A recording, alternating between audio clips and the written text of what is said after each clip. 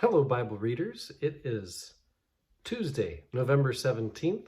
We're reading Psalm 7, 27, 31, 34, and Acts chapter 7, verses 1 through 26.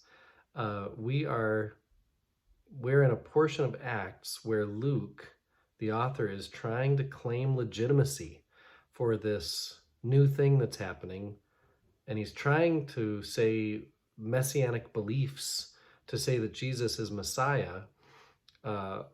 Yes, something new is happening, but it's not completely unrooted to the stories that God has been revealing for generations, for centuries. He's trying to make the connection to the promise made to Abraham and then all the stories beyond. And so it's kind of like Martin Luther in the 1500s, and those who were following Luther wanted to make the point to the Roman Catholic Church, we're not doing something new here. What we're talking about, we're trying to reclaim original stuff. That's not exactly what Luke is trying to say, but Luke is saying, much like in his gospel, Jesus is a fulfillment of what's already been promised. This isn't something completely new and different. It is simply a fulfillment. And so we've got, let's see, on page 119, there it is. Stephen's speech is, as a whole, the key that Luke provides his readers for the interpretation of his entire 2-volume narrative. If you wanted to have a decoder ring for the Gospel of Luke and Acts together, Stephen tries to make sense of Stephen's speech as an argument for how Jesus is the fulfillment of Scripture and makes for a new creation. He's responding to the question, are the Messianists, those who believe that Jesus is Messiah, are they renegade Jews, or do they have a legitimate reason to claim that they are the authentic realization of the people of God? You know, Luke is saying that authority is being passed from the Sanhedrin and the Jewish authorities on to the 12 and then the 7 and beyond. And so how does that prophetic authority, where's the legitimacy of it? And so Luke, in order to offer legitimacy, is working much like a Hellenistic historian, a Greek historian of that day, as Luke has Stephen deliver basically a history lesson at this critical moment.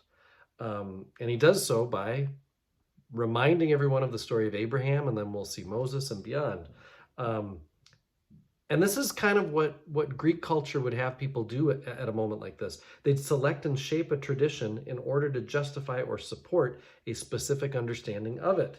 It makes sense. You know, I want to claim Jesus as Messiah because the Torah said we should expect such a thing, and that thing has happened. That's what Luke is arguing. Yeah, so that's what the speech of Stephen is trying to accomplish, and I think that's an important thing to know.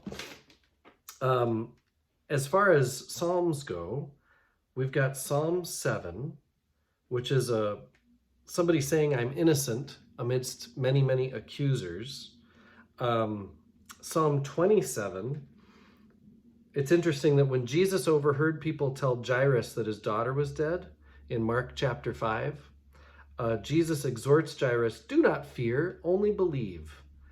Basically, that's a summary of Psalm 27. Jesus quotes or refers to Psalms a lot, and that would be not a quote, but definitely a hearkening back to. Is that a good word for hearkening? Yeah. Okay, and then we've got Psalm 31. Got to hop around a little bit to remember what all these are. Okay. Scholars regularly observe that the frequent expressions of trust in Psalm 31 give it a creedal character, or even like it's a teaching psalm. It's teaching us about trusting God, both in dying and in living. And I found this to be interesting.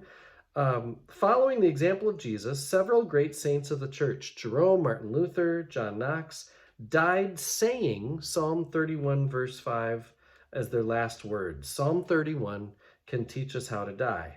But just as important, Psalm 31 teaches us how to live.